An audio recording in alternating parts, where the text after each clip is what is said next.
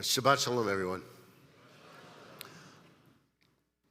I asked Ted Deutch if he would give me the permission to use the longer introduction. And I know generally when we have speakers, you're really not interested in hearing the introduction, you want to hear the speaker. But Ted is a household name here. And I don't mean just in this household, I mean in this region and now nationally. It's one of those, there are a few names that people just need one name and you know who they are.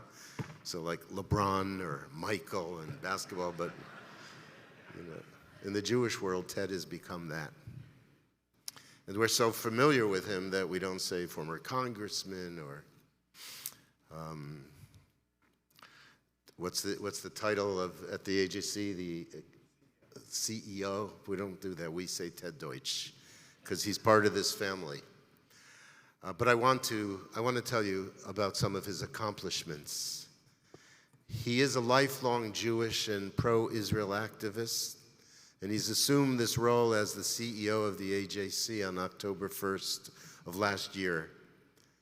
And that followed more than 20 years service in the United States House of Representatives, representing Broward and Palm Beach counties. In Congress, Ted served as chair of the House Ethics Committee, a senior member of the House Judiciary Committee, and a senior member of the House Foreign Affairs Committee, on which he served as chair of the Middle East, North Africa, and Global Counterterrorism Subcommittee. He collaborated closely with members on both sides of the aisle to advance the security interests of the United States, Israel, and their allies. Ted authored legislation advancing United States-Israel cooperation in energy, agriculture, technology, and trade. He fought back against efforts to delegitimize Israel at the United Nations. He championed United States foreign aid investments that promote global human rights and the protection of religious minorities worldwide, and focused on the transformational opportunities made possible by the Abraham Accords. He also passed federal legislation to crack down on companies that financially support Iran's nuclear weapons program and confront Iran's dangerous activities around the world. As a founding co-chair of the House Bipartisan Task Force for Combating Anti-Semitism, Ted spoke passionately on the House floor, confronting colleagues who invoked anti-Semitic tropes or disparaged Israel. In response to rising hatred on social media, he helped launch an interparliamentary coalition to combat online anti-Semitism with legislators from Canada, Israel, the United Kingdom, and Australia. And when the Claims Conference was negotiating with the German government, Ted met with Chancellor Angela Merkel to plead for greater assistance to permit Holocaust survivors to live out their days in dignities.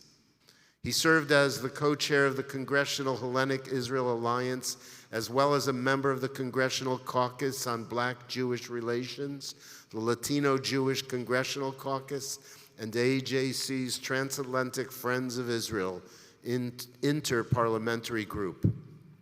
Ted first gained national recognition as a Florida state senator when he introduced and passed the nation's first law mandating that public pension funds not be used to advance Iran's illicit quest for nuclear weapons.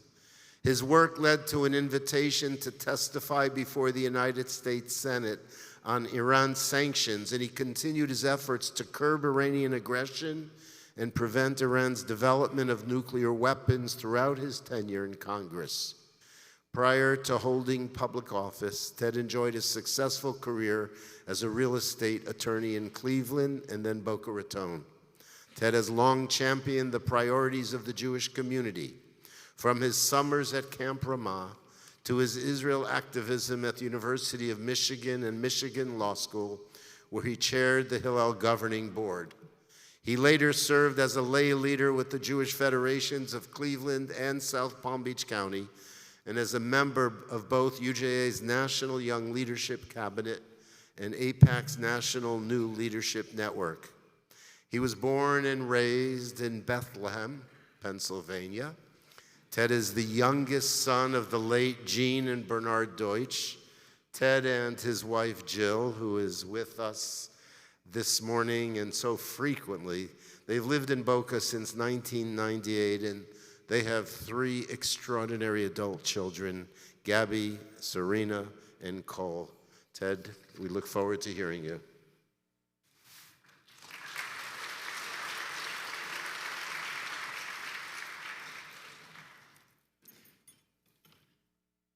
Shabbat Shalom.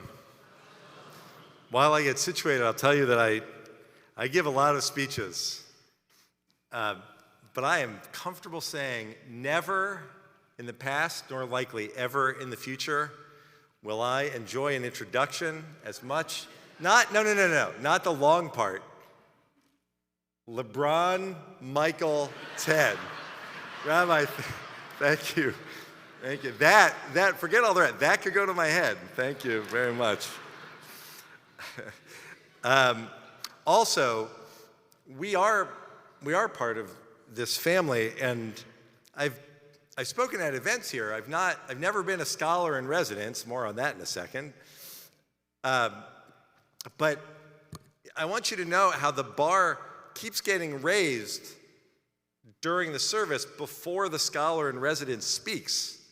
So, of course, through Shacharit and the Torah service, we're blessed with Rabbi Steinhardt's inspiring words, Cantor Fishman's magnificent voice, the music of the choir, and then they just keep adding.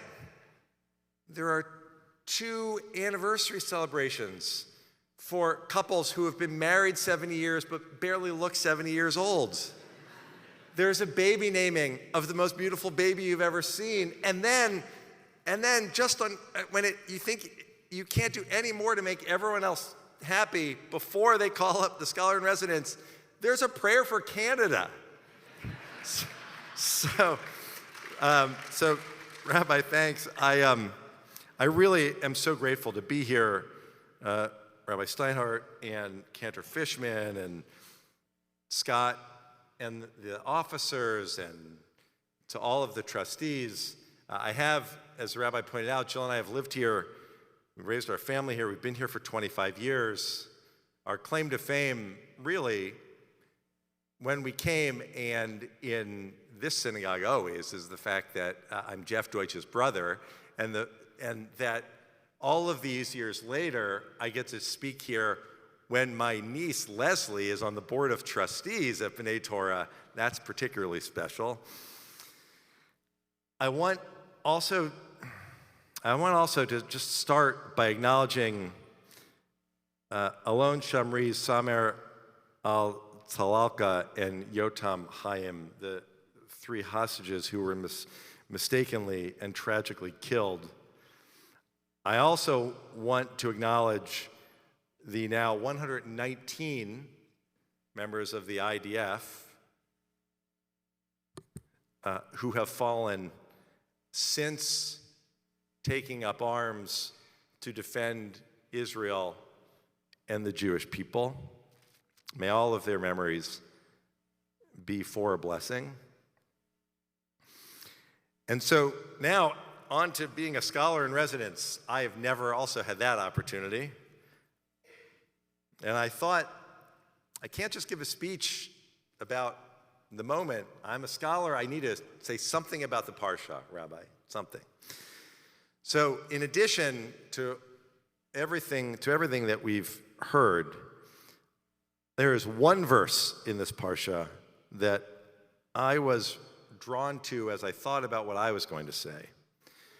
Verse 50 says, "Now to Joseph were born 2 sons when the year of famine had not yet set in, the firstborn Manasseh and the second Ephraim."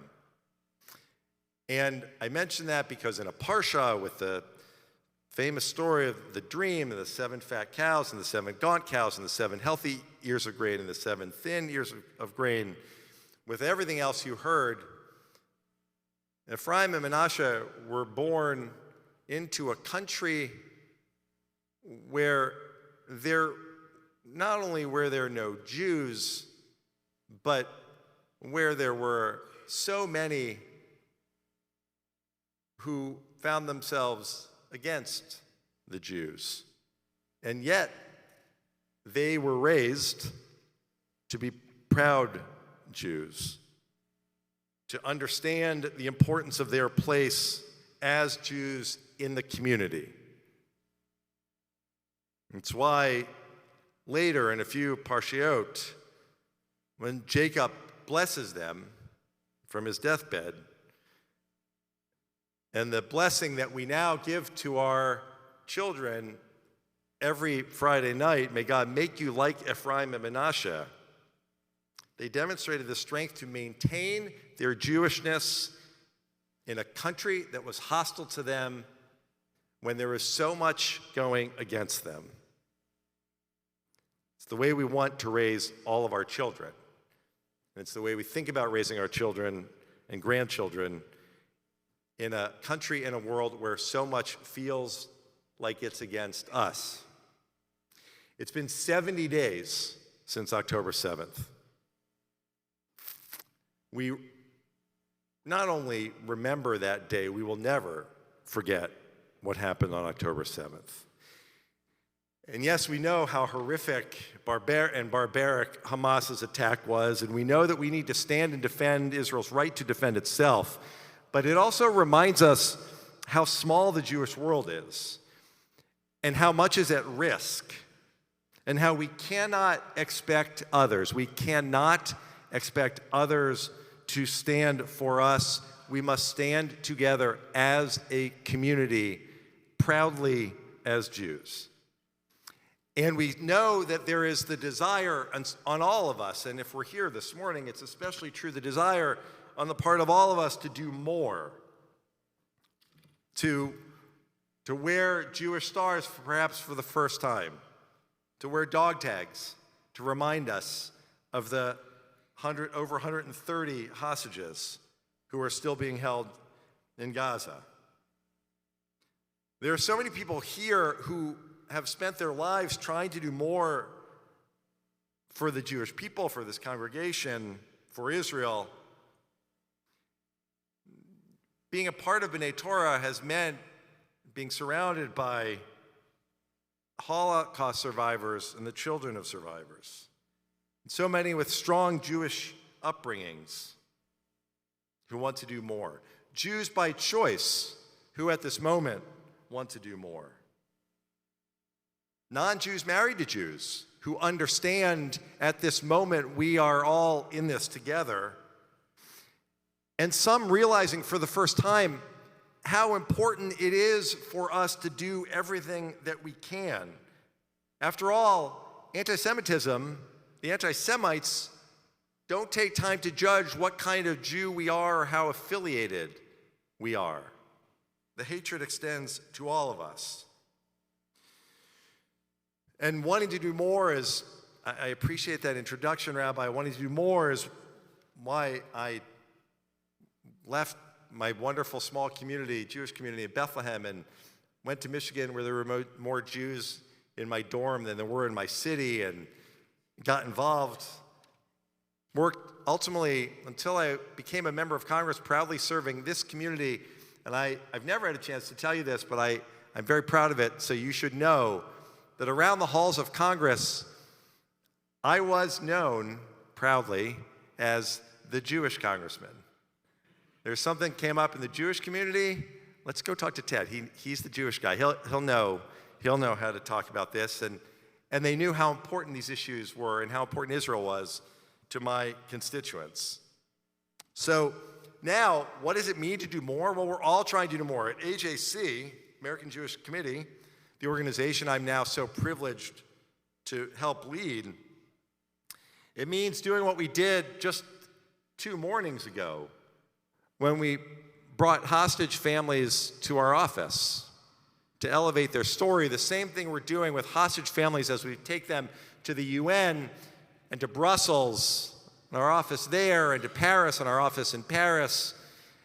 And 2 days ago to Washington to meet with the Attorney General, always to tell their story. And when they came to our office, this was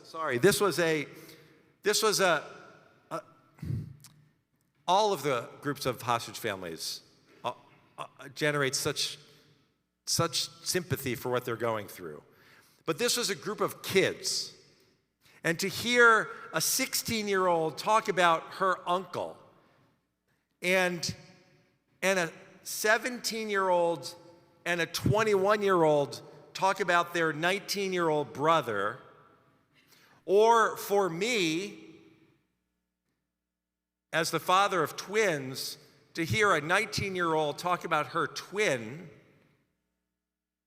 who are all being held in Gaza, it means that we all have an obligation to continue to say out loud over and over every place we can to everyone who will listen, it is time to bring the hostages home now. And so what else does it mean to do more? It means engaging with leaders around the world. It's why we have spent time with Secretary Blinken and Secretary Mayorkas. And I was in Germany meeting with the Chancellor, urging the Chancellor, even as he and the German government stands with the German people, the German Jews in the state of Israel, that they need to do more to protect them. We were there at a moment when a synagogue was firebombed and when Jewish stars were being painted on the homes of Jews in Germany in 2023. It's why we went to Chile to see the foreign minister, to make sure the foreign minister understood that the president of Chile, when he recalls his ambassador from Israel and compares the Israelis to Hamas, he puts his significant Jewish community at risk, refuses to condemn anti-Semitism, makes the Jewish community feel threatened. We'll go anywhere to stand with the Jewish community and to advocate for Israel. It's why we take Project Interchange trips to Israel. We are now on our 6th trip because we all want to do more. We're on our 6th trip of European leaders, members of parliament from across Europe, from the European Parliament and from individual parliaments across Europe, so that they can see firsthand what happened in Israel and not allow those voices who try to lift up Hamas as something other than the brutal, disgusting terror group that they are, describe them as anything but that. It's why we at AJC and all of you and so many incredible Jewish organizations around the country are focused on young people.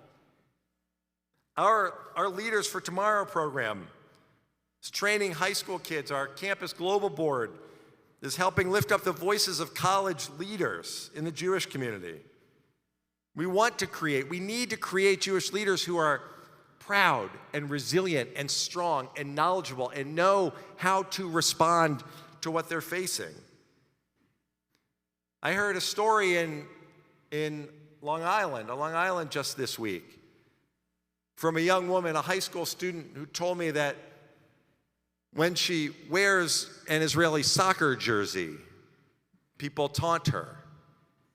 I heard from another student that it's even worse than that simply wearing blue and white together causes people to point fingers and mutter under their breath and occasionally out loud, calling her names.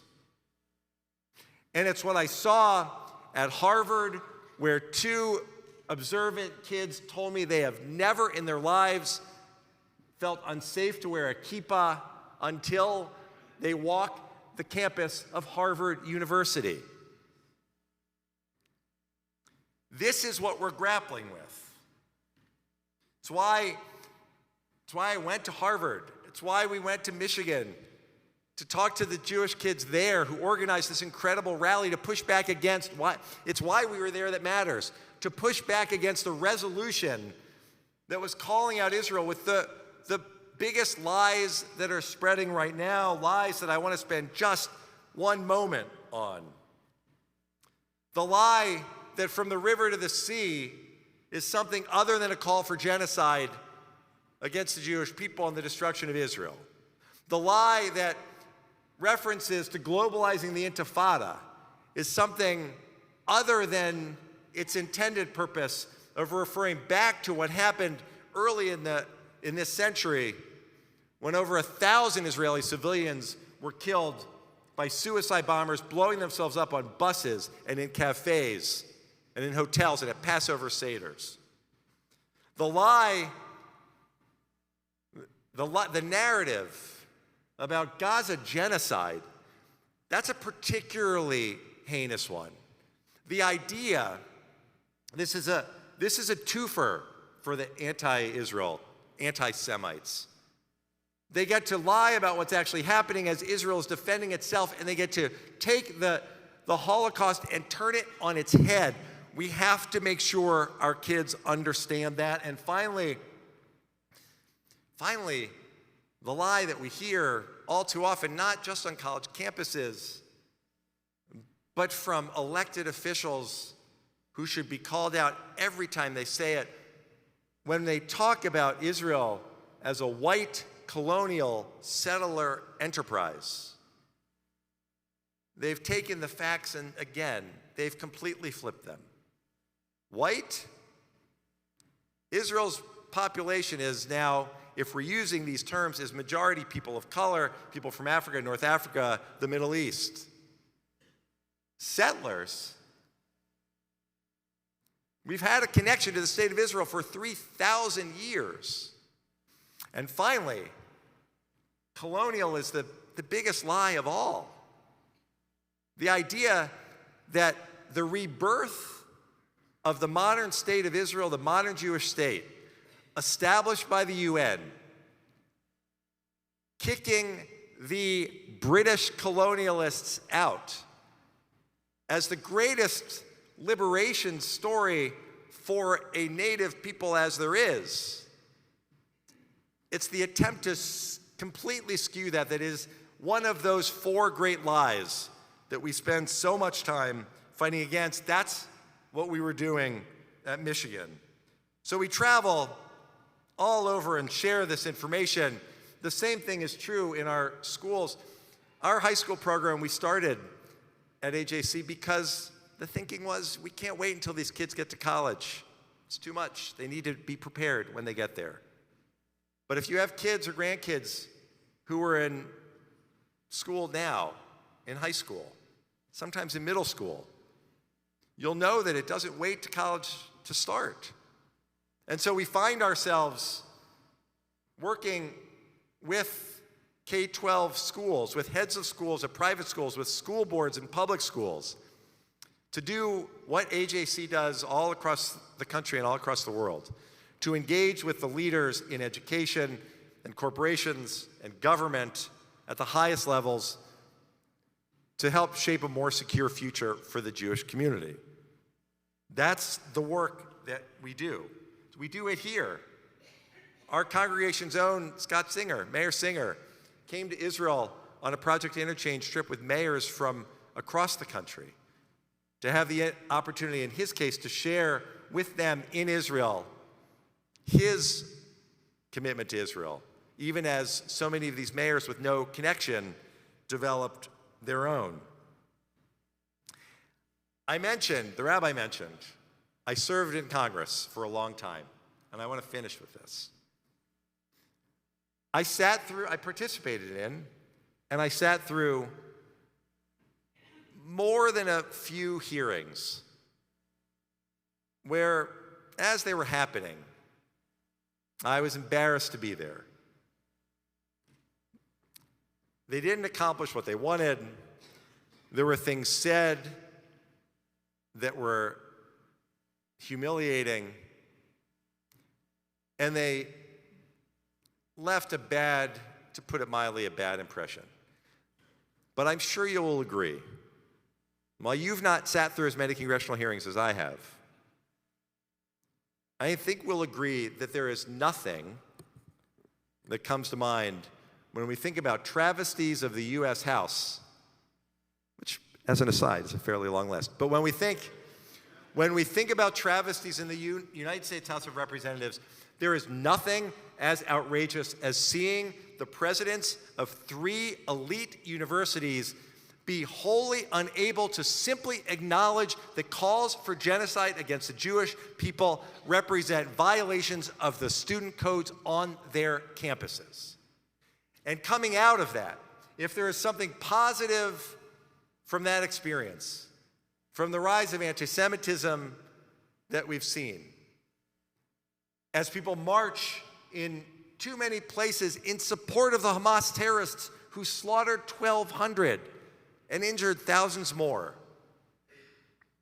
as the hostages continue to be held, if there is something positive to have come from that, it's a realization that while we have always stood up, we are standing up now, and we will not back down. On college campuses for too long, anti-Semitism has been tolerated. We cannot tolerate it at all ever again.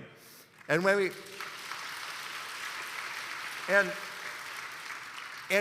and so these university presidents, and I speak to a lot of them, and we work with a lot of campuses, and there are now a lot of them you should know who have reached out to us and said, we don't want that to happen to us. And they understand that it's important to change the culture on campus. Not all of them, by any means. And there are obvious glaring examples of campuses that should do more. But there is an opportunity that we see to make sure that they're taking steps to protect their kids, to make sure that their student orientations include in their conversations about diversity, the Jewish community and the contributions the Jewish community has made, and the history of anti-Semitism in America, and why Jews feel at risk because of what's happening right now. And there are independent schools. I've met with heads of school who have sat listening to students and teachers say things that they know are wrong, but they just don't know how to respond, who now want that information. We're providing that information to them to make sure that our high schools are actually sending kids off to college ready not just to defend Jews and Israel, but to actually be able to separate facts and lies.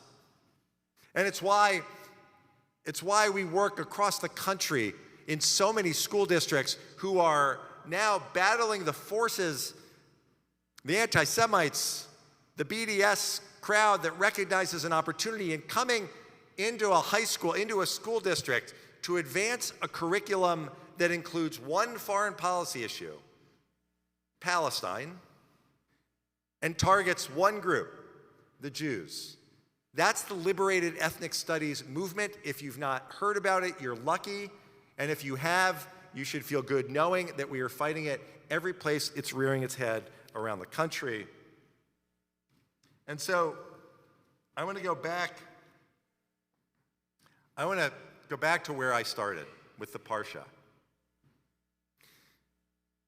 And Ephraim and Manasseh. Like Ephraim and Manasseh, we have no choice but to stand proudly as Jews in our community, in our country, and in the world. There are only 16 million of us in the world. The Talmudic maxim, Kol Yisrael Arvim Zeh Bazeh, we are all responsible one for another, that has never been so clear. It's never been so obvious why that's so as it is right now. The Jewish community is, for the most part, is unified in this fight. The relationship between Israel and the United States, Israel and diaspora Jewry, which on October 6th, we were having lots of different conversations, is now unified because we recognize that we are all in this together. We will continue, all of us here, to stand with Israel. I know that about this congregation, my congregation. We will continue to make sure that we are demanding the return of the hostages, that universities and CEOs of corporations are all speaking with moral clarity about the difference between Israel's right to defend itself as a democracy attacked by terrorists and the terror group that waged that awful attack. And we will do it every place in the world. So may God make all of us like Ephraim and Manasseh. May God let all of us say, bring them home now to a world that needs to hear us every single day. And make God allow us to scream to the world as a unified people, united in our commitment to ensuring Israel's strength and security in the face of these enormous challenges by saying, Am Yisrael Chai, and saying it in every place in the world. This is an enormously difficult time, but may we be able to do all of these things proudly as members of B'nai Torah, as this incredible Jewish community in Boca, and as part of the 16 million Jews who represent the Jewish family that every one of us is proudly a part of. May God allow us to do all of these things, and may we never stop, and we will never stop. To that we say, Amen. Thank you for being this congregation that is my home and Jill's home. It's wonderful to be with everyone.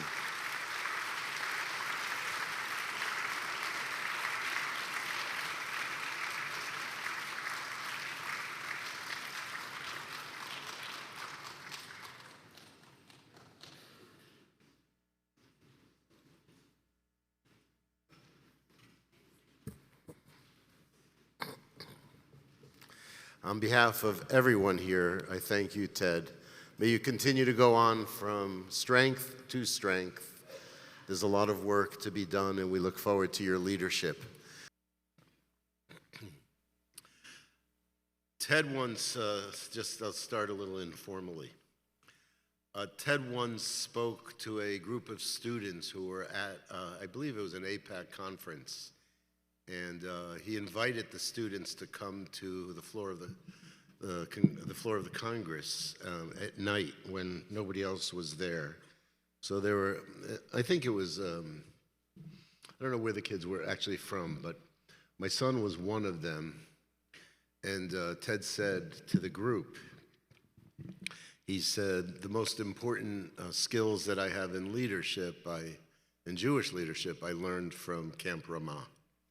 So my kid was just like blown away by that and so proud of that.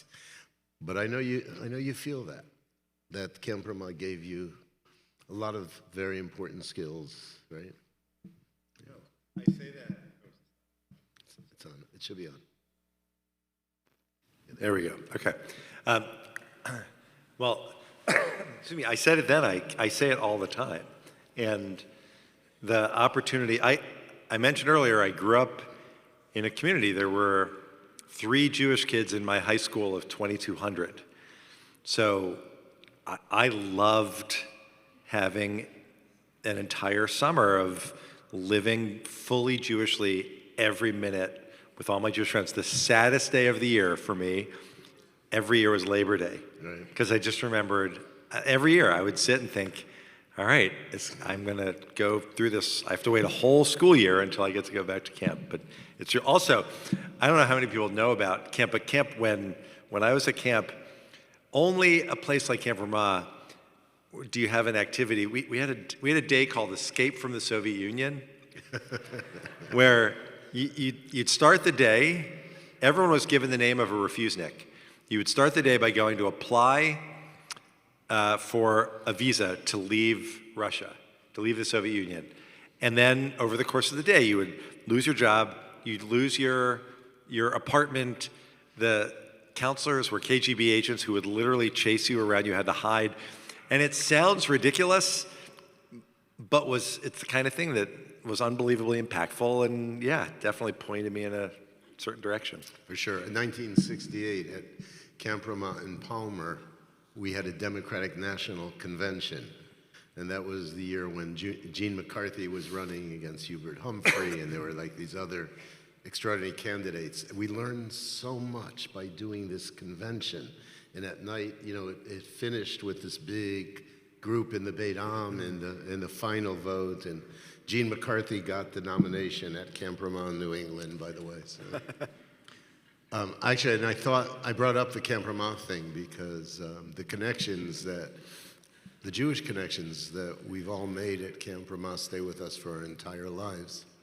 So Rena is here, who was on my bus at Camp Ramah, the Ramah Israel seminar in 1970, and we haven't seen each other since then, and she came up to me during Kiddush, and it's like, she said, you may not remember me, and I thought, are you kidding? I remember everybody who was on our bus. I don't remember the names, but I do, so That's welcome. It's nice to have you amazing. with us, yeah.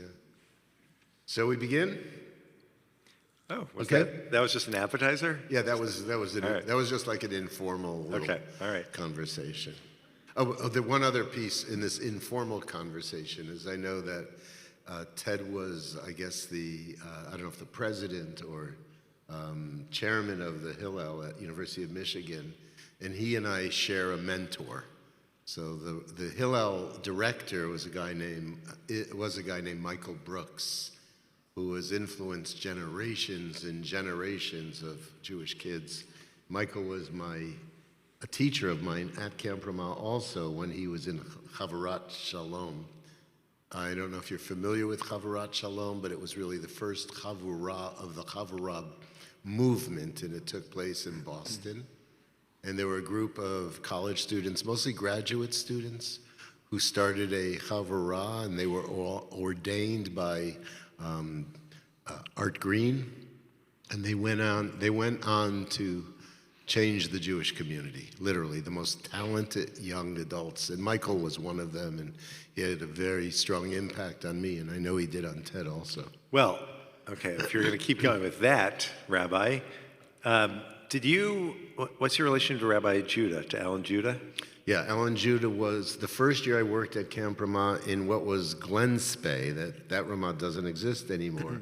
I was a junior counselor, and Alan was the senior counselor in my bunk. So. Right, so then I will bring this to a close for everyone who is saying enough with Ramah. But when Rabbi Judah graduated from Jewish Theological Seminary, his first pulpit was at my congregation in Bethlehem, and he came as a 20-whatever-year-old rabbi, and the first thing he did was to announce that if we're going to transform the community, we need to send kids to Camp Ramah, and he just plucked me and Sarah Martyr and sent us to camp, and he was responsible for all of that came since.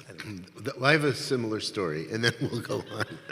When I interviewed here 30 years ago, and I asked the committee how many kids from here go to Camp Ramah, and the committee said 3. I came with my 3 kids, and I said, well, I'm doubling that population immediately, you should know. But I won't be ready to retire until B'nai Torah sends 30 kids to Camp Ramah. And we've been up over 50 now, so obviously it's a very impactful experience for many. Okay, let's talk. Thanks for coming to this Camp Ramah program today. This is a commercial, right? So send your grandchildren and to camp. We're in a kind of, I'm gonna begin with, I think, is a difficult question, not for you, but for all of us. So we have these conversations in these Jewish contexts that are kind of like echo chambers, right?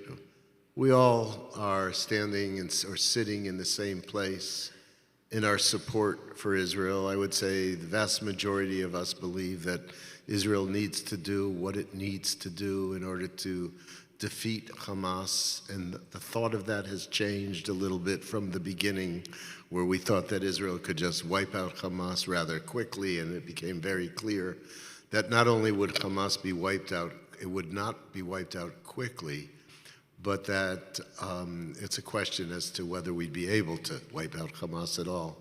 I think at this point we all hope that the military infrastructure, which is in Gaza, will be wiped out. But Hamas is more than just a group of fighters in Hamas. It has become somewhat of an ideology. But outside of our echo chambers, there are a lot of Jews who have been calling for a ceasefire, wanting Israel's hands to be tied, and believing that there's got to be another way. Outside of our own echo chamber, there are a lot of Jews who say that Israel has responsibility, not for October 7th, mind you, but they have some responsibility in the conflict, understanding that no conflict exists with one party, that every conflict has two parties, that occupation has been a serious problem for a while, quite a while, and that the day after this war, if there's a day after this war, Israel's going to have to face some very, very hard questions. Even if Israel doesn't want to, and they get the support of people like ourselves, the world is going to impose it. Okay, so my question goes from there to another place that has to do with our college kids.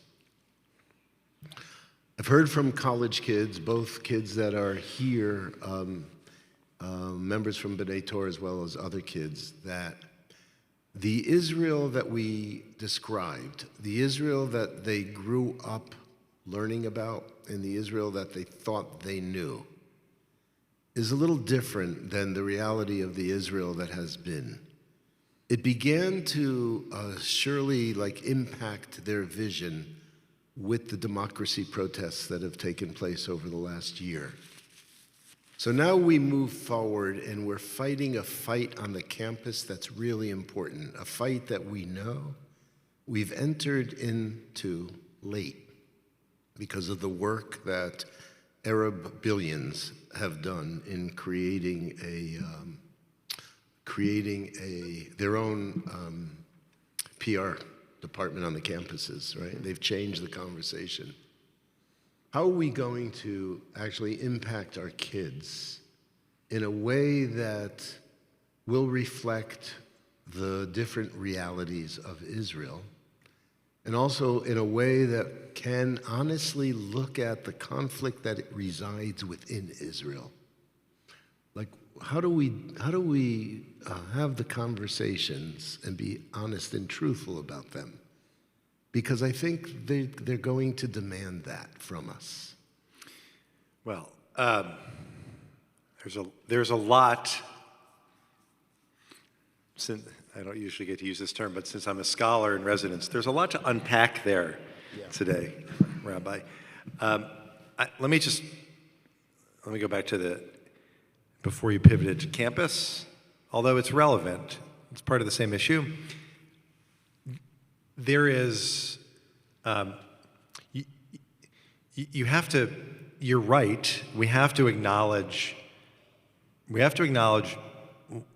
what's actually happening, and we can't describe something as we want it to be. And so, start with what's happening now. We have, I think, an obligation to remind the world what happened on October 7th. And it's the reason AJC has hosted screenings of that 47-minute video, which is it's the worst thing I've ever seen. And this is the video, I don't want to take anything, it's the video that the IDF put together with footage from the GoPro cameras that the terrorists use, the social media posts that they made as they were carrying out their slaughter, and then some security video that captured much of what happened on that day.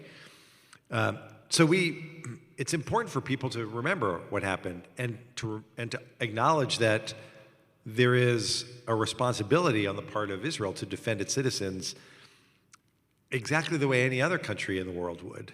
And these are the same, we've said these same things in every previous conflict with Hamas when we were talking about rockets. And we pointed out that the rockets were being launched from mosques and from schools and from hospitals. And we pointed out that Hamas uses their civilians as human shields, and that Israel needed to respond to those strikes. Then October 7th happened, and some of the interviews that have happened since with Hamas leadership, where they say, yeah, we use our civilians as martyrs because they know that the more dead Palestinian civilians that they're responsible for, the more they think it helps them in the world of public opinion. And they say, yeah, October 7th, yes, we did that, and our intention is to do it over and over again. And they say, yeah, our charter hasn't changed. The purpose of Hamas is to destroy Israel and to massacre Jews. So we have to remind the world of who they are. We have to remind the world of what happened and that Israel needs to defend its citizens. At the same time, getting to your point, it doesn't mean pretending that innocent people aren't losing their lives in Gaza. And I tell this to students all the time. Any conversation where someone says, "Oh, the horrible," the images, and not just students. I mean, I hear it more and more from people in our community. Well, okay, I understand what happened to Israel was terrible, but these images of the dead babies and mothers and senior citizens in Gaza, it's just too much. There needs to be a ceasefire. And the first response to that, I would suggest, always has to be, of course it's horrible. It's horrific. Nobody looks at this and thinks, I don't think anyone should look at this and say, well, yeah, Israel's got to defend itself. People are going to die. It's a war. Sorry, it's just the way it is. It's terrible. It's not. As Jews, we mourn the loss of every innocent life, and so we have to acknowledge that. We also have to acknowledge and point out that Israel goes out of its way to avoid strikes on civilians, and we have to point all of that out. But we have to lean in with our humanity, and then getting back to college kids, and then make sure that they actually understand what's happening and the need for their humanity to matter. The thing that's so frustrating on college campuses is that the progressive kids, and we knew this before, but we've seen it now that the mask is off on college campuses, right? There's no longer any debate about what people are marching for when they go out and they march in support of Hamas slaughtering 1,200. They want the destruction of Israel. And so asking them, turning it around on them and telling them they have to recognize the horror of what this terror group is. At a time when, this last thing on this, I just saw some new polling this week. So we know that 18 to 34-year-olds, we know that who do you support, Hamas or Israel? It's basically 50-50. Terrible. What's worse, or arguably better, is when they drill down and they ask, Israel or Hamas, which of those two do the following characteristics apply to? It is completely upside down. When it's support for women's rights, democracy, free elections, minority rights, LGBTQ equality, they say, oh, that's Hamas. When it's kills innocents, uses rape as a weapon, kills members of the LGBT community, on and on, oh, well, that's Israel. They don't know anything. So we need to make sure that our young people understand what the facts are and we need to push back on college campuses, because when we do, you can move the needle. We've never been organized. You're right, the other side's been at this for a long time.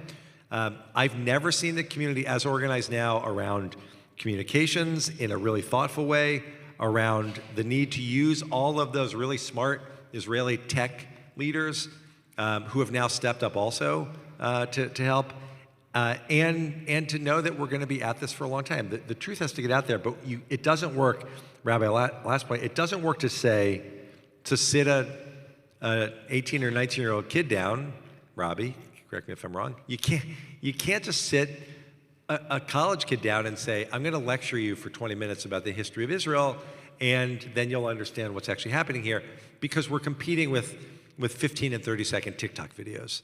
That's the battlefield we need to be on, and we finally are. So from 1 to infinity, I don't think there's any option, there's not any space except to explain what this battle is about. It's an existential battle. To be able to defend the morality of Israel, the ethics of the IDF, the evil of Hamas, all of that, that's for sure. My concern more has to do with, and maybe it's just too soon to ask the question, my concern more has to do with the day after, and maybe we just can't even think in those terms yet, because it also is related to the day before, to what was taking place in Israel throughout the year, both in the battle for judicial reform as well as what seems to me as a religious leader to be absolutely a battle between religious fundamentalism, the denial of religious rights in Israel, and how that was motivating the religious Zionists on the West Bank. Yeah.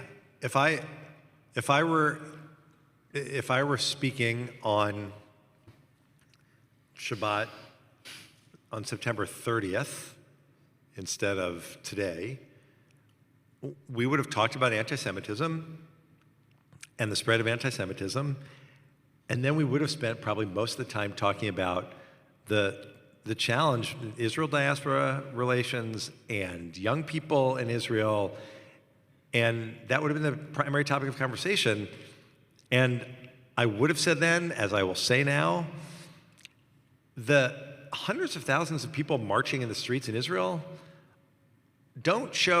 they didn't reflect the problem with Israel. They reflected the beauty of Israel. Strength, yeah. And the strength and the commitment to democracy. And we, at that time, we would have also talked about how concerned we were about divisions in Israel, and the reservists were saying they weren't going to show up. And we saw this great divide in Israeli society. And I was in Israel a little more than a week after 10/7, and it's, for all of the pain that hangs in the air, it's inspiring to see how united people are and standing together, and how the protest movement pivoted like that to step in where, frankly, where the government wasn't.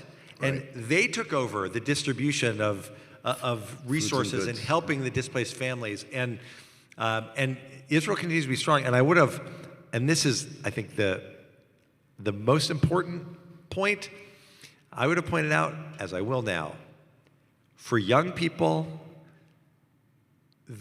for the most part, the only government they have known in Israel is the Netanyahu government. And it wasn't that long ago, it was 2 years ago, that Israel had the most diverse government that shows that we were holding up as an example of democracy for what countries around the world should look like. When I was in Israel, on a previous trip, we visited Mansour Abbas's village, right? First time Arab member of the government, minister in the government. We went to his village. His entire village turned out to welcome us. They're so proud of him and what he represents among Arab Israelis. And you had the far left and you had the far right. So and it's just hard to hold on to that when it seemed like a blip. But the very real possibility exists that there will be at some point. If you want to, I have thoughts, but at some point there's going to be a different government in Israel, maybe sooner, maybe later, and that's, I think, going to be an opportunity to also change the narrative, especially for young people. Yeah, it was great actually to see Ad Khan up until now that the Arab, Palestinian, Israeli population has really remained very loyal to Israel through this process. So I think that gives a lot of hope to what Abbas was doing together with Lapid and Bennett, not Bennett. Yeah, Bennett, right. Yeah. Yeah, and so hopefully that will continue. Can I pivot a little bit to Europe? Sure. What's going on in the minds of the Jewish communities in Europe? Because I'm sure that being under so much stress from anti-Semitism right now, and the war taking place in Israel doesn't make for the immediate Israel as an option for Jews in Europe to move to. How's the German government and the French government in particular, how are they responding? I mentioned I was in Germany. I didn't say this. Well, I was in Germany. We went to see the chancellor, but we were supposed to have a conference, a celebration with members of the German government and members of the parliament, celebrating the anniversary of the opening of our office in Berlin. And after 10/7, our security team said, we can't keep 75 Jews safe in Berlin at a 5-star hotel. And we fought them until the last minute. Like, this is crazy. And then, as I said, we wound up being there when someone tried to throw a firebomb at a synagogue and the Jewish stars were being painted. They're in France and in Germany, it's the same concern. In Germany, they have all these great laws about protecting Jews. And we met with the justice minister, and he said, we don't allow in our country, we don't allow people to spew anti-Semitism, and you can't deny the Holocaust, and you can't march and call for the destruction of Israel. It's illegal. They don't have the First Amendment. They have laws to protect Israel and the Jews. And then they went on to say, but we do our best, but we have a lot of people living here. We have migrants who have come in from Syria and from other places, and we can't send them home because it's a war zone, and so it continues to get worse. We've seen that in Germany. We've seen the same thing in France. The community, the good news in Germany, the Germans describe their support for Israel and their support for the Jewish community as a fundamental part of who they are. Like, that's how they identify their role in the world after the Holocaust. And that's the good news. The bad news is, for some of the Muslims who have come to Germany over the past couple decades, I heard a slogan I never heard. This was horrible. The slogan was, "Free Palestine from the Holocaust." Right? The idea is, we didn't live here. Why? What responsibility do we have to Israel? We didn't do this to the Jews.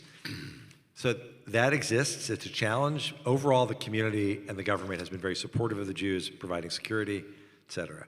In France, it's the same challenges that we've seen, the rise of Islamists, some of the mosques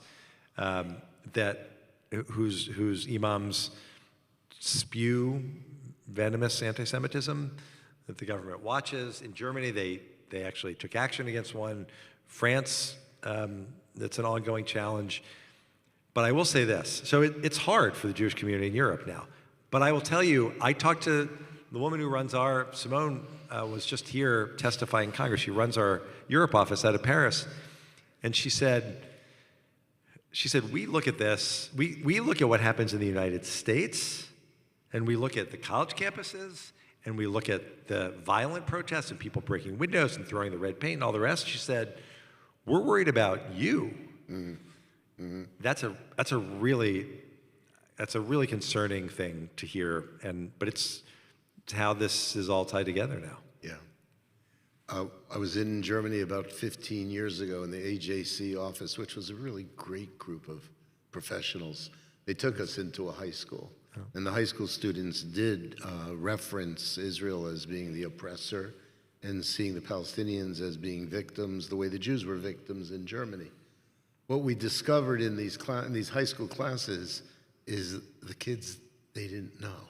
They didn't understand history. They didn't understand Israel's history. And the conversations with a group of rabbis and these high school kids turned out to be pretty good. Let me open it up. I'm sure you have questions. Yeah, Marshall? I'm going to repeat the question because of live stream.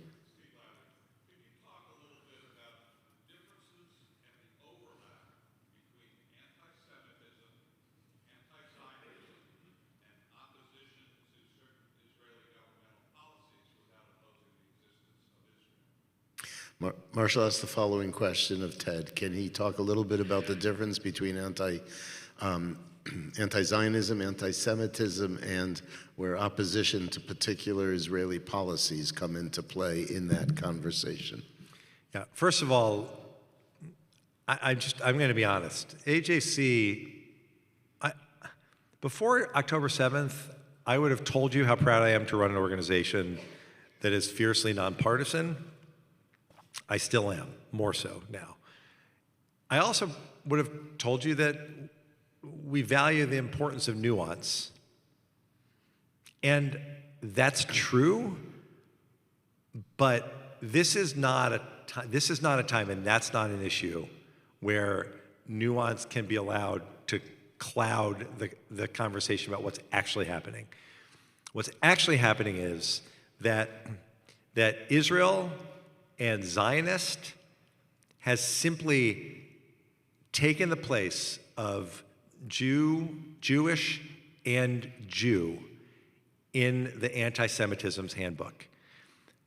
On campus, I spent a lot of time in New York, in our New York office. There were flyers outside of Barnard and Columbia that say, Zionist donors off our campus. Well, it's clear, right? Zionist is Jew. The nation of Israel and people who support Israel have simply taken the place of the evil Jew that's always been the focus of anti-Semites.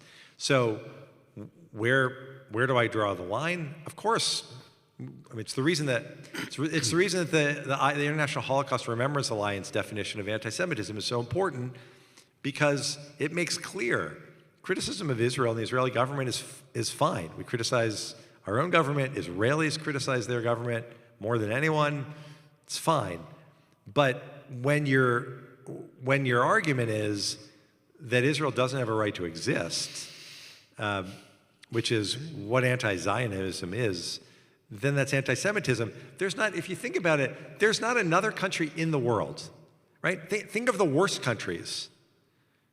Iran, you could think, depending upon what issue you're talking about, you could talk about Russia, you could talk about concerns about China, no one walks around proudly proclaiming that they're anti-Russia, they're calling for the end of Russia, or the end of China, or even the end of Iran. Only Israel, right? Only the one Jewish state. So after 10/7, the fact that people are now marching in the streets, as I said earlier, in support of Hamas terrorists, chanting slogans that in the past we might have sat here and said, well, from the river to the sea, it's a slogan, and they don't really, it's clear what they mean now. They've made this as easy as possible, and the people who are chanting that story that was in the paper this morning about the Harvard Library and being confronted by these anti-Israel protesters there and shutting down the voices of Israelis, it's anti-Semitism, and we need to call it out. It's the only way that we're going to get universities to actually act on it. Yes.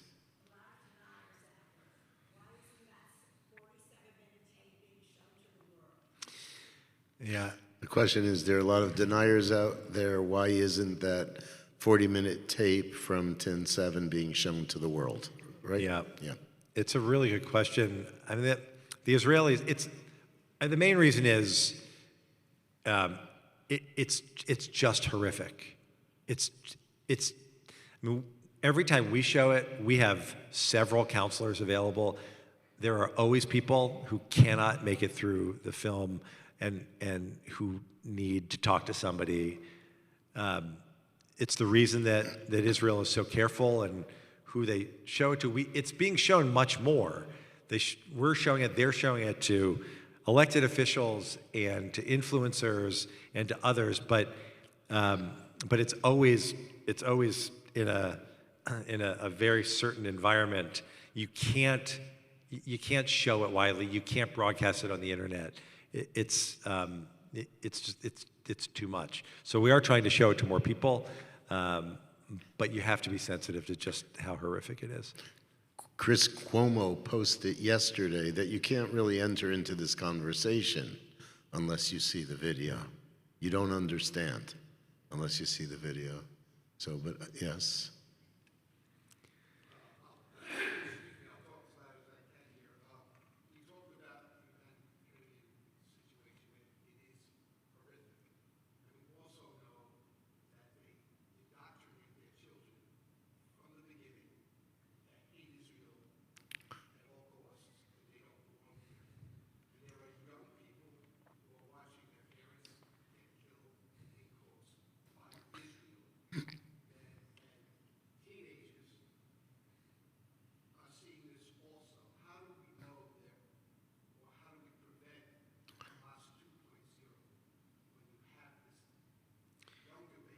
Yeah.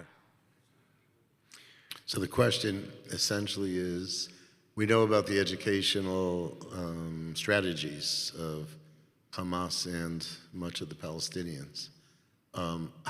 Since kids are growing up with this stuff, how do we prevent this from reoccurring in the future if this is how they're being educated? Is that fair? Yeah. Well, first of all, it's not on us to do that, but we can play a role. I've been, for all the times I went to Israel when I was a member of Congress, we went to Ramallah, we went to East Jerusalem, we met with Palestinian business leaders, students, civil society leaders. They are frustrated. Yeah, they're frustrated with Israel. They're also frustrated with their own leadership. Some of them hate Hamas. There's now evidence in Gaza that some hate Hamas. They recognize what's happening. But the way forward is, yes, we have to change the textbooks, and yes, they have to stop making martyr payments to pay terrorists who committed acts against Israelis. There are a lot of things that has to happen. But the biggest change, there are two. One, at some point, President Abbas is going to leave the scene. He's 88, he's a chain smoker, he's in terrible health. His father apparently lived to 100 and something. So whenever that is, but when Abbas is no longer in charge, when Mahmoud Abbas is no longer in charge, it's likely that I think that there are three different positions there. There's the head of the PA, there's the head of the PLO, and there's the head of Fatah. And there's a chance to divide those three, put different people in charge of each that can actually start to address, which is the biggest issue, the challenges of the Palestinians. I mean, there are all kinds of things that could be done, even in the West Bank, to strengthen their economy that Prime Minister Bennett was trying to do when he was prime minister. And I think that will start to come. In Gaza, the biggest change was when Israel wins this war, if the Hamas military capability is really destroyed and Israel doesn't have to worry, they have to worry about teaching hate, but they don't have to worry about a massive infrastructure, terror infrastructure, then a bunch of things can happen. The Gulf states, the Emiratis and the Saudis in particular, who have a history of making commitments, financial commitments that they don't always follow through on, they'll have to step up and play a role in rebuilding Gaza. They'll have to step up and significantly help the Palestinians. The Israelis the Israelis I talked to are already talking about how to talk about the political horizon for Palestinians so that they can look ahead to a better life. As President Herzog said yesterday, now's not the time to demand a two-state solution, but you can start to talk about what life will look like. With Hamas out of the way, you can start to talk about what life will look like that's very, very different than anything they've experienced. When Israel pulled out of Gaza in 2005, it was Hamas that came in and took all the money that was coming from around the world and used it to support terror. With that out of the way, you can dramatically change Gaza. And then the last thing is, I was in Abu Dhabi on October 6th for a Shabbat dinner with Emiratis and Israelis and Americans. It was to talk about the Abraham Accords and the future of Israel's place in the region. It was the most hopeful evening that I've had since I started in this job. Obviously, everything changed immediately 8 hours later, but there's just no question that when this war is over, when Israel wins this war, all of the countries who are saying things now critical of Israel, who desperately want Israel to smash Hamas, those countries will have a chance to move forward, and this is the last thing I'll say, move forward to show the strong division between the U.S., Israel, the UAE, Bahrain, Morocco, ultimately, I think soon Saudi Arabia and other countries on the one hand, and Iran and Hezbollah and the Houthis on the other. And of everything that's happened in this war, the U.S. sending two aircraft carriers and a nuclear sub into the region tells all those Arab countries that we're not leaving, that we're on their side and not the side of Iran, and the best way to transform the region is to integrate Israel more fully into it. That will help the Palestinians as well. Yep.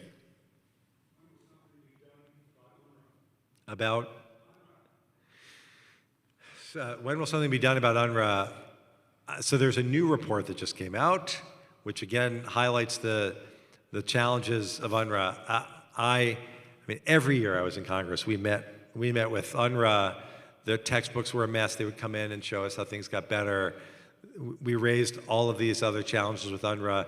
Now they're the reports of they're knowing that Hamas is in their schools. The House of Representatives now has a bill to try to hold UNRWA accountable. We're encouraging the Senate to do the same thing. In Europe, our European colleagues, we had a conversation about this yesterday, we think there's an even stronger opportunity in Europe to put the pressure on UNRWA.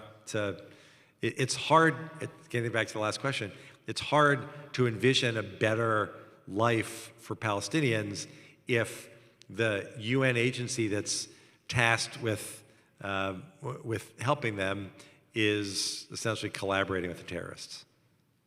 Yeah.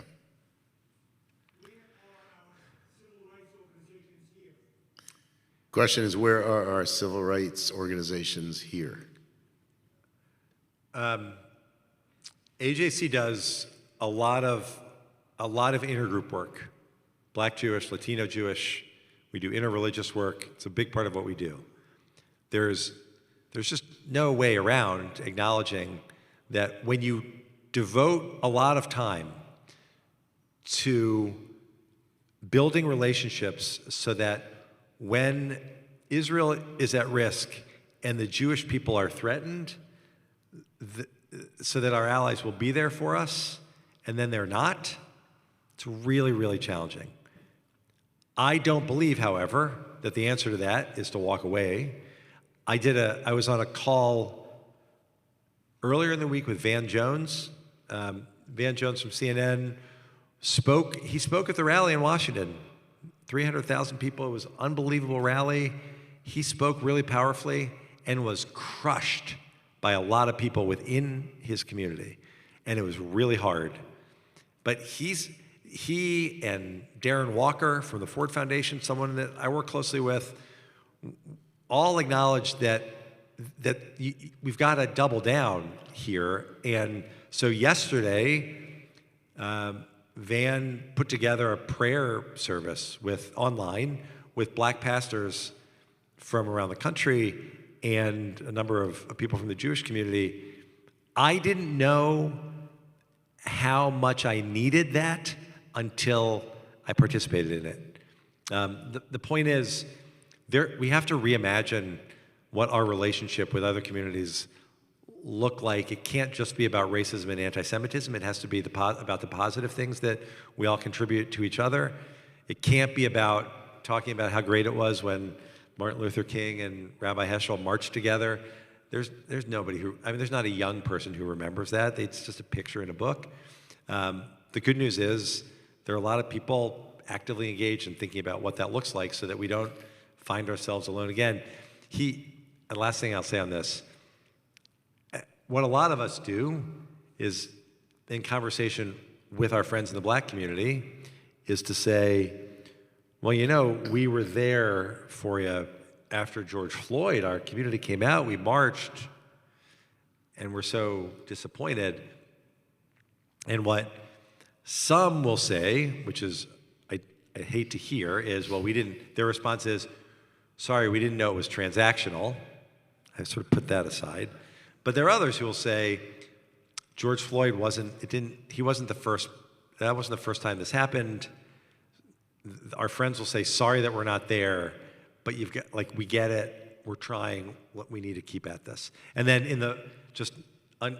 in a similar vein, our Muslim Jewish Advisory Council is one of the few, I haven't done a good enough job pausing to acknowledge Rabbi Steinhardt's incredible leadership, not just here at the synagogue, but in our community. But what our Muslim Jewish Advisory Council does, is a national version of what the rabbi has really helped lead in interfaith work with the Muslim community and the Christian community. That's really a model for what the rest of us do. We've not stopped meeting. We met with the Secretary of Education. We met with others at the White House. Again, there too, we're not going to reach consensus on Israel and the Palestinians, but we need to find ways to work together against people who hate us both. Terry?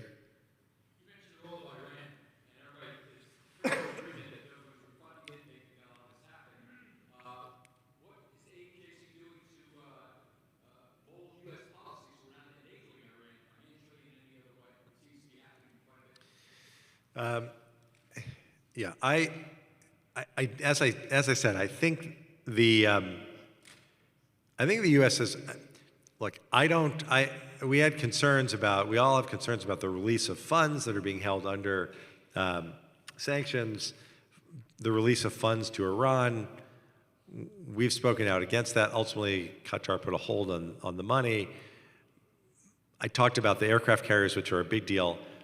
The one thing that we're really focused on is, while, it's about funding for Hamas and support for all these other terror groups, as bad as all of that is, it will be dramatically worse if Iran has nuclear weapons. And what the U.S. should do, and what we've encouraged strongly, and we're doing the same thing around the world, the U.S. and the other members of the International Atomic Energy Agency need to listen to the head of the IAEA, who points out that only countries who want nuclear weapons enrich uranium to the level that Iran has enriched uranium. We can't allow them to continue to do this without some penalties. And and they continue to play games, and the world looks the other way. That's where our focus is, and we're trying to elevate the issue every way we can. Yep.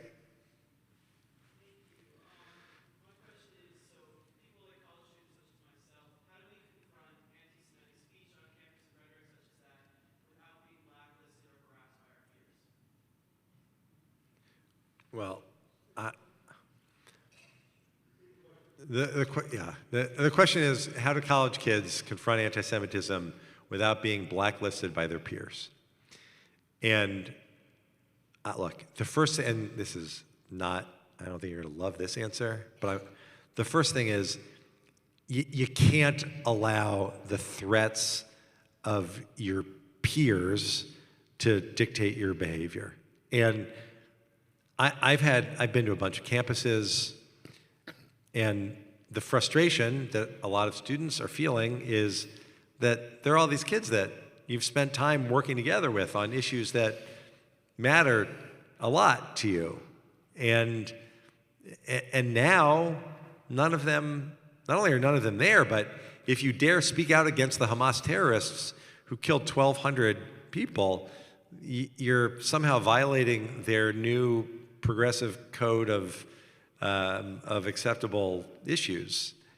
And so the first thing is, and this doesn't happen immediately, but the more you're willing to push back against those who tell you that you're not welcome because, as they said at Berkeley Law School, you're not welcome if you, in student groups, if you support Israel, or as environmental groups have said, you're not welcome if you're a Zionist. That's the least progressive, the most anti-progressive stance that anyone can take. And they need to understand, yes, it's about being able to draw the distinction between a democracy defending its citizens and a terror group. But it's also about those who are trying to blacklist you, ostracize you, keep you out of their student groups. It's also about understanding that I gave a lot of speeches, by the way, when I was in Congress to progressive groups, when I made the progressive case for Israel, when I was the person who had to do that, and I was not nearly as good at it as Richie Torres is today. But you just make the point that on everything they say they care about, this is what I was talking about earlier. They care about climate change, they care about LGBTQ equality, they care about women's rights, they care about democracy, they care about the less fortunate and providing assistance to people who need it.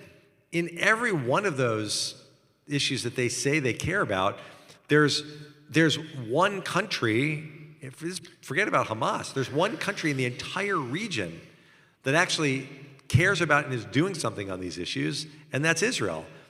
And you're not, in this case, it's not even about Israel versus another country. It's Israel versus a terror group that is bent on massacring people as their raison d'etre. So you need to be able to push back. We have lots of materials to help push back. I and my colleagues are happy to provide information and to come to campuses to help push back. It is hard, but over time, with the support that hopefully you're now finally starting to see from, and there will be much more, on social media and in other spaces, we're going to win back a lot of people. They just need to understand the truth. Two more questions. Yeah. Whenever you watch the news, this new phrase that I haven't heard until October 7th was hasn't been independently verified whenever speaking about a statement from Israel. Yet when you hear about stuff from a Palestinian ministry, you don't always hear Gaza or Palestinian. So what is AJC doing to educate media? Well, thank you for that question. Repeat it. The question is statements in the media that come from Israel they often say this has not been independently verified, whereas when a Palestinian Islamic Jihad rocket meant for Israel lands on a hospital in Gaza and Hamas says Israel launched a rocket, the New York Times immediately reports it as news. And they never say when the death totals out of Gaza, the Gaza health ministry, they never say it's run by Hamas. You're right about all of that. What are we doing? There's been more collaboration among Jewish organizations since 10/7 that I've ever seen. The best example of that is something that we launched last week called the 10/7 Project, where we have engaged a firm in DC to put out timely information to combat the misinformation, to provide facts, to make sure that when outrageous statements are made, there's an immediate response, to make sure that we're getting people who know how to talk about these issues on TV talking about these issues, to not allow the misinformation to spread. It's only been a week. It's the 10/7 Project. There's a really good daily email that provides this information. We provide it to news outlets all around the country and all around the world. That's how we're responding. That said, quick story, I spent 45 minutes with the international editor and two people from the standards board of the Washington Post, with Jonathan Greenblatt from the ADL. Two of us also did the same thing with ABC News, but the one with the Post was particularly terrible. We raised exactly this issue, and they kept hemming and hawing, and finally we tried to make it easy for them. Like, we're not asking you to change everything, but stop referring to Hamas as a militant group and call them a terrorist organization. And their response was, well, we can't, there's a whole process, and we'll get you the analysis, and we have to talk to other voices. Well, what are the other voices, and what's the process? They never got back to us with anything. We wrote a scathing editorial, which they refused to run. Instead of that editorial, they ran a story the same day about 700 journalists from around the country saying that news outlets need to start referring to Israel as a colonial settler enterprise and all of the rest. They make terrible decisions. There's a lot more at stake. We're pushing back, again, in a very concerted way now. Thanks for the question. Someone pointed out yesterday in the New York Times, typically, when an Israeli is killed, they say, two Israelis died. When a Palestinian is killed, they say the Palestinian was killed by. So it's a little nuance in language, but it says an awful lot. Well, can I just say, so if you're just, the fact that you stuck around for this, and since you're in this, like I'm going to give you a afternoon reading if you're interested. There's just a very long story in The Economist that James Bennett, the former editorial page editor of the New York Times, wrote, very long, about, it'll take your whole Shabbat afternoon, about how that transformation happened at the Times and how they went from being a paper with reporters who went out and just wanted to learn what the facts are to a paper with an agenda that's trying to make the stories fit the agenda. And I did a conversation with Barry Weiss at a synagogue recently, and she made the point when she was talking about the New York Times and Harvard, but she said, look, just because something has a reputation for being elite doesn't mean it remains that way forever. The United States is full of examples like that, and this might be a moment where those kinds of things change. Okay, before the last question, I do want to introduce everyone to Lawrence Milstein. Lawrence has been the regional director of AJC for a couple decades, I assume, right, Lawrence? Almost a decade, seems longer. So Lawrence is doing great work for AJC here in our community. Nice that you're here this morning. Last question. Okay. Oh, Mindy, go on.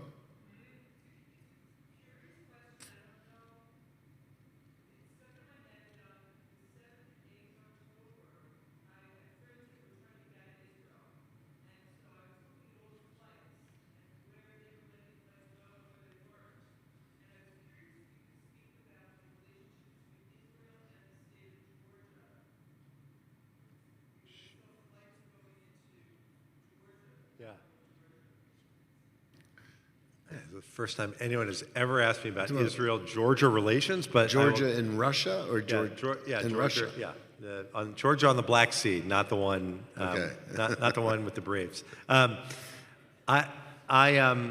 There's a, I didn't know that was the case. I do know that Georgia has there are a lot of connections between Georgians and Israelis. There's a fair-sized Jewish community there, and I don't know if this had anything to do with it, but I will tell you. I'll finish with a quick story. I was in Georgia a few years ago when I was still a member of Congress. The Georgians, the Georgian people remind me in some ways, of Israelis. They're very plucky. Russia invaded their country, occupied a big part of just stole their land. Long before they marched into Ukraine, they marched into Georgia, and they took a piece of Georgia.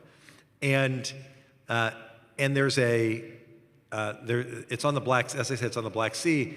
There was a famous, for Georgia standards, I guess, a famous resort on the Black Sea that was in the part of Georgia that Russia took over. So the Georgians responded to that by building a replica, the exact same resort, further down the coast on the Black Sea, just to let Russia know that it didn't care what they were trying to do. They knew what was right. They knew the difference between right and wrong, and they wanted the world to see it. And I mention it because through all of this, the reason we should feel so good about our support for Israel is not just that they're right and that they have the right to defend themselves, and that this is a battle between terror on the one side and depravity versus humanity and decency and democracy, but it's that they're so committed to doing what they need to defend their citizens, and not to be lost in the moment is that Israel's ability to defend itself is the Jewish community's ability to defend ourselves. And when Israel does what it's doing right now to push back against Hamas, to protect its own people, it is to continue to ensure that all of us have a homeland. When we met with the families from Kfar Aza when I was in Israel, and they said to me, they lost 10% of their population. They had 5 funerals a day for 2 weeks. And still, after they recounted their horrific tales of lost loved ones, they said, we're going to rebuild, and there will be babies again. There will be kids playing on playgrounds just across from Gaza, because we know that Israel will come together and do what's necessary because we believe in life. And that's, at the end of the day, that's, of all the things that we care so deeply about in Israel, that's what we should be so proud of, and that's what should motivate us to do even more than we're already doing to help. Thanks, Ted. So, again, we really appreciate your work, and I just want to say something about B'nai Torah. We will continue to learn, we'll continue to be in these conversations, and we'll continue to do all the work we can possibly do from this synagogue for our brothers and sisters in Israel and Jews throughout the world. Shabbat Shalom, everybody. Shabbat Shalom. By the way, ajc.org, excellent resource. I would be remiss if I didn't mention it.